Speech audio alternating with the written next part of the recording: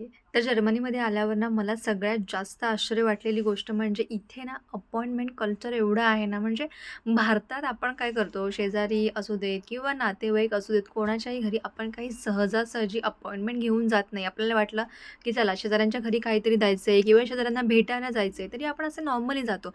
पण इथे असं नाहीये. म्हणजे माझे शेजारचे जे एक आजोबा आहेत, त्यांना जरी मला भेटायचं असेल ना, तरी मला त्यांना आधी कॉल लावावा लागतो, की तुम्ही कधी अवेलेबल आहात किंवा तुम्ही टायमिंग द्या, तेव्हा आपण भेटूयात. सो इथे म्हणजे असं असतं, की आपण डायरेक्टली जाऊन त्यांच्या घराची डोरबेल वाजवू शकत नाही. सो हे एक जर्मन कल्चर आहे.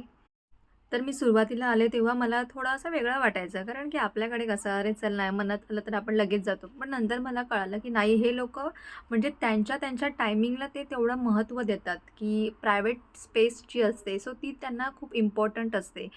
सो ॲक्चुअली बघायला गेलं तर हे चांगलं सुद्धा आहे. सो तुम्हाला कसं वाटतं? म्हणजे कसं करावं? नक्की सांगा कमेंटमध्ये.